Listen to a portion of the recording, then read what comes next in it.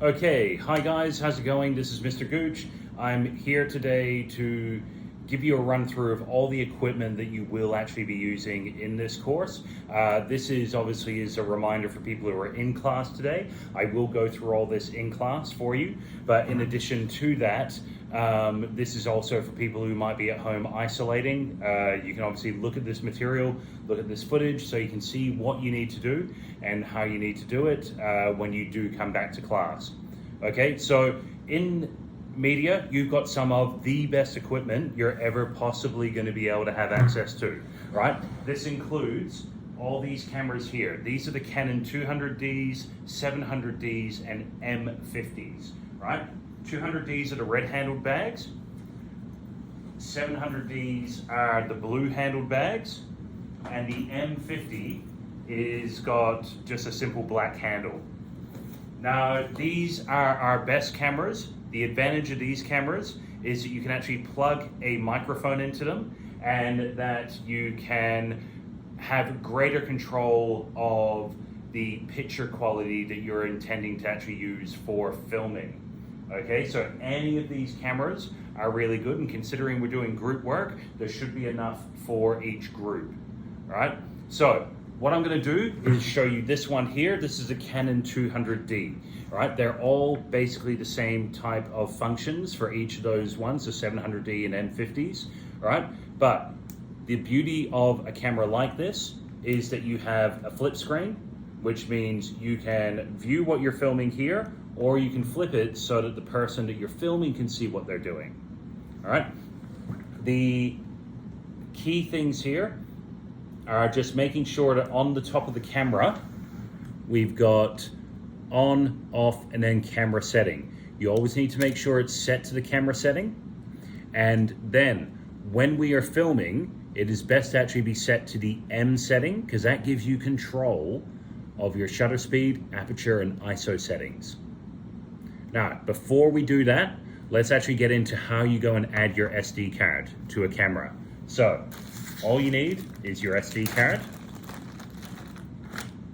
All right, and I'm gonna get one that actually will work. Yep. All right, so this is my SD card. What we do is on the 200Ds, it's inside the battery. On the 700Ds, it's on the side of the camera to insert your SD card. Now, I'm doing it on the 200D, so I open this. Inside here is this slot. On the side, it'll be exactly the same, all right? All you need to do is look for the silhouette of the SD card, all right? And match that silhouette before you put it in, all right? In my case here, it just goes in like that. Now, when you're pushing one of these in, it's actually really important that you don't force it. It should gently click into place with a spring action.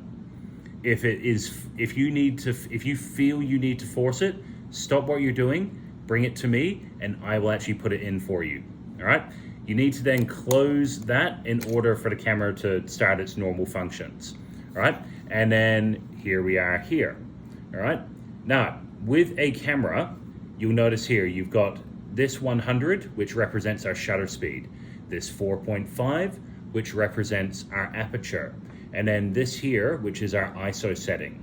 Now, these are all touch screens, so I can touch on there and then actually move this around. So for decent picture quality, I should go with 60 frames a second, all right? And I can hit the set button, which is on the back here, all right, to say that, so that button there will set what I've done, all right? Now, I can touch on my aperture, and what I'm finding is at the moment, it's looking a little bit bright, so I might actually increase my aperture. Whoops. Switch it to, if I'm playing with mirrors, switch it to just being a little bit darker. You'll notice my picture is getting darker. All right, you do get it to a balance of what you feel is best. And then finally, with my ISO, this is a brightness setting. So I can take this up and brighten it up, or I can send it down and brighten it down. When inside, general rule of thumb, 400 or below. Sorry, I've got that wrong. When inside, 400 or above but when outside, 400 or below. They're the keys for that. So using those settings, you have pretty much got a nice cinema quality picture ready to go. All right, so 60 frames a second, keep your aperture low, and then make sure your ISO is approximate to where you are, be it inside or outside. All right, to record on one of these, you've just got to look for the little red dot. This red dot here is my record button. So if I hit record, you will see now little red light playing. That means that it is recording. When I hit the button again, it turns itself off, and that means the recording has stopped. Now, if you want to watch this footage back, you've got to look for a play button. I hit the play button, and then it's going to bring me back. This is the last bit of footage that I've recorded. If I hit record, you will see now little red light playing. That means that it is recording when I hit the button. Gotta hate the sound of my own voice. So, they're the key functions for when we're recording. So, just to recap, have it set on M. Make sure this is set to video camera, and open up the flip screen. Now, with focus, you've got these here on the side, MF and AF. So autofocus is what AF stands for. MF stands for manual focus. So if you want to set it to autofocus, what happens is that the camera will focus on whatever is closest to the screen first. All right? And the problem is, if you are wanting to focus on something else and it's on autofocus, there's nothing you can do about that. Autofocus automatically focuses on the thing that is closest to the lens. So right now it's adjusted its focus so it can see my hand. I take my hand away, it's going to readjust to focus on this screen. If you are wanting greater control of what you focus on, you switch the AF to MF, and then you use the very front of the camera here to change your focus. You may not see it in the screen right there, but it is making some dramatic changes to the actual focus. All right? They are the key things we need to do when using the camera. All right, so once again, recap, 60 frames a second, low aperture with your f-stop, and an ISO of either 400 or above if we're indoors, or 400 and below if we're outdoors. Now, the camera can be set on a variety of different things. So I'm going to quickly show you some of the other equipment we have.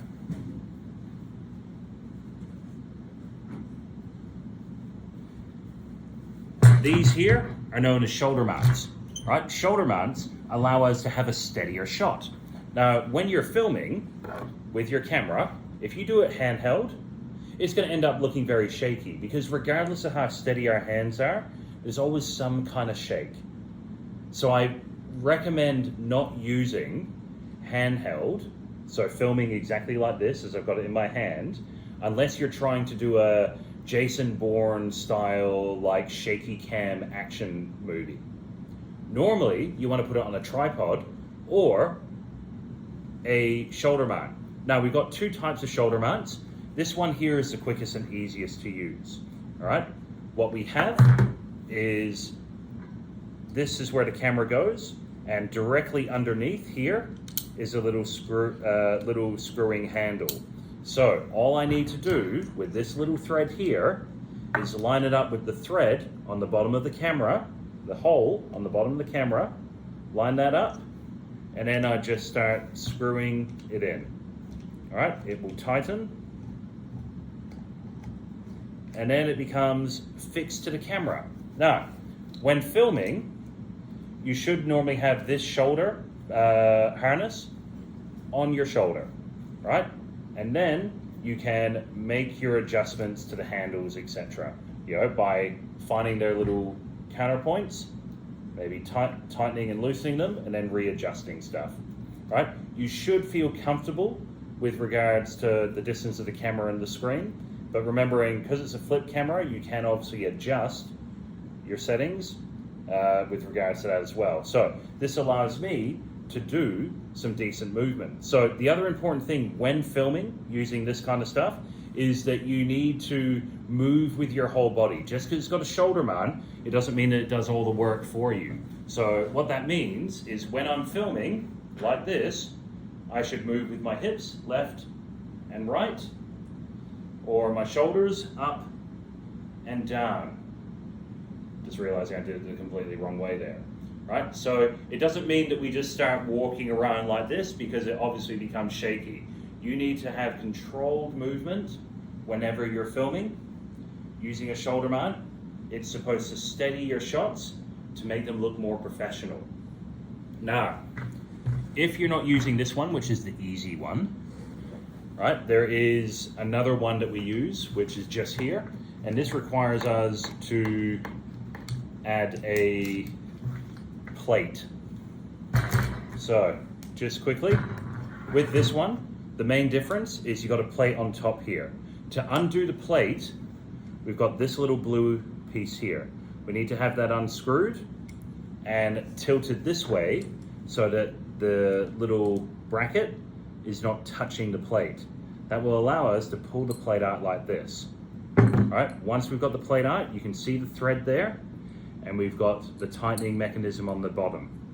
All we need to do is get our camera, screw this into the hole, make sure it's tight, because if it's not tight, it means that the camera is going to become shaky and may fall, and may impact the quality of your footage. Now, to put this camera back into the harness, what we need to do is facing this way. This is where the little blue tightening mechanism is. This is the edge, right? I go in with this edge first, right? Making sure that's touching the side. And then this comes down, which then allows me to tighten the screw. You've got to make sure that the base plate is inside the holding mechanism, right? And I just tighten this, and then it is ready for use. Now, yet again, with this one, it doesn't have the hooked shoulder like this one does. So what you actually normally do with this one is this is supposed to press into your shoulder. All right, you can adjust the length of this if needed by loosening this screw, and that allows that pole to come out forward or allows it to move in closer. All right, that also goes for basically with any of these. It's a lot of spending time figuring out where all the joins are. So if you want to move the camera forward so that these teeth are not sticking too close into your chest, you need to find the points that allow it to move, unscrew them, and then shift them. All right, so that's the shoulder mounts. And then of course we've got the tripod. So I'm going to quickly show you how to use the tripod. All right, so once again, I'm just unscrewing this base, making sure the plate is out of the way. Sometimes you got to give it a bit of a shake. There we go. And then that allows this to come out. All right, so we've done our camera harnesses. And one important thing, so this is the thing I'm going to repeat about the tripod. If there's a base plate involved, you've got to make sure you take it off the camera and return it to the tripod or the shoulder mount. When we lose these, it makes myself and Mr. Javot particularly unhappy, right? So do make sure that you're actually returning the base plates to where they belong. Now, tripods, pretty basic beasts, right? 3 legs, an arm, and a whole bunch of screws that you need to use to tighten the movement of the camera. So, a tripod, we expand the legs, we put it down. This here needs to be tightened to stop the legs shifting back up again. You want to extend the legs, we undo these clips, as shown here. That allows you to lift the legs. All right. Now, when lifting these, it is important that you close the clip again. If you leave the clip open, there is no support and it starts collapsing on itself. So I'm just clipping these in. Now, I'm going to shove over here so we've got it level. Now, with our tripod, the handle allows us to move up and down. Now, that can be loose or that can be tight. If you want to tighten it, you turn the handle clockwise. That tightens it and that stops it from moving up and down. All right, I'm really having to force that. If I want it loose, so I can tilt up or tilt down, I've got to turn it anti-clockwise and then move it up and down. The movement of going left and right is dependent on a nut on the side. I've loosened that, and that allows this to move very freely. If I tighten that, I really have to force it in order to make it work. Now, once again, much like the shoulder mount that has the base plate, a tripod needs to actually go on a base plate as well, or the camera needs to go on the base plate as well. A lot of people will grab their camera and decide that screwing it on like this is the best way of doing it. Do not do that, because that's how you break the thread inside these. If you break the thread inside these, the camera can no longer go on the tripod ever again. Right? It costs nearly $700 to actually get someone to go in there and fix one of those. So that's why we take that very seriously. Please do not try and screw the camera on like this. You need to take the camera off, you need to take the base plate off the tripod in order to do this. So, with your tripod, there's always a switch. You've just got to know where to go for it. This one's on the back, sometimes it's on the side. I undo this, and that allows it to come out. Now, with your base plate, it's got the screw on the top. Underneath, it's got a little handle, right? Which allows you to spin to tighten. Now, yet again, I always recommend, particularly when you're using a tripod, to put the base plate on sideways so that it allows you to open up the battery case in case you need to access the battery or need to access your SD card. So I'm putting mine in sideways and tightening it, right? And once it's tightened, that allows me to put the camera on the tripod. Yet again, I need to twist the little switch in order for it to go into the tripod, but then it's ready to go. So now I've got my camera. The other thing you can use is a microphone. Now, we have two types of microphones, a Rode microphone and what I just call the fuzzy microphone. Both do the exact same job. All right, they're both what we call shotgun microphones, and they're called shotgun microphones in the sense that you point and you shoot. Now, both have what we call a shoehorn slider on the bottom. This is how it attaches to the camera. Now, what I do is this base part here slides in to this part here, as shown here. Then I need to use a screwing mechanism to tighten it so that the microphone is not going to fall off. Now, once it's on there, we need to take our red cable and attach it to the camera. Now, on either side of your camera, depending on which version you've got, it will have a little compartment that says mic, M-I-C. You've just got to look for that one. This one says HDMI, all right? This side says mic. So, I open this up with my lack of fingernails. All right, cool. And then we take the headphone jack and we plug it in to where it says mic. Now, you've got crisp, clear sound for your microphone, right? Both of these will go on the exact same way, so I'm not going to demonstrate this one as well. Now, finally, if you can't have access to the cameras and you don't have access to the shoulder mounts and everything else, there is one other item you can use. Sometimes some of you have already used these, but if you have a decent mobile phone, right, you can use your mobile phone and you can use a gimbal. This is an Osmo Gimbal designed for mobile phones. So this is what it looks like. To open it up, we lift it up like that.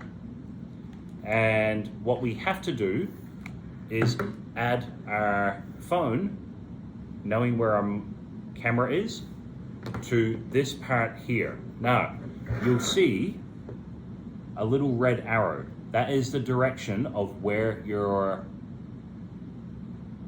what's called camera lens should be. So I'm going to put mine in.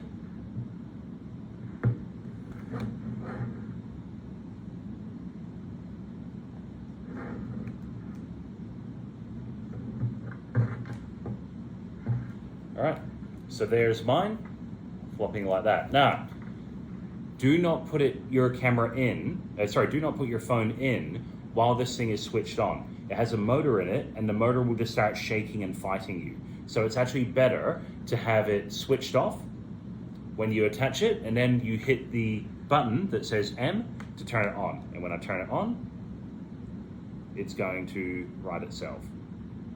Any second now. Here we go. Boom. And there we go. All right. Realizing I've gone and put mine on the wrong way around. So I'm going to turn it off and put it on the right way again. So it's been a long day, guys, and it's a long video, so that's why I'm making mistakes. All right, so once again, put it in, I turn it on, and there it is. Now, what I would recommend is not filming this way, which is vertical, right? That's great for TikTok videos, but we're making film, right? You need to turn this so that it's landscape. Now, there is a Dji Memo app, which you can download onto your phone, and that gives you all these additional functionalities for one of these gimbals. But what a gimbal does is, it doesn't matter where I move, as you can see, it's keeping the camera steady. Okay, it's having a couple of issues there because my actual phone is switched off, but the aim is to try and keep it steady. It gives your footage a floating movement, right? Which is what's really good.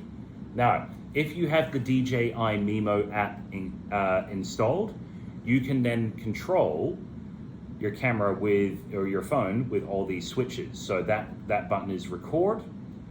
There is just here a zoom in and zoom out function. And then there is a trigger on this side here, which allows us to do stuff. So just quickly, even though I haven't activated my Memo app, if I double click, it resets itself, right? It just centers itself.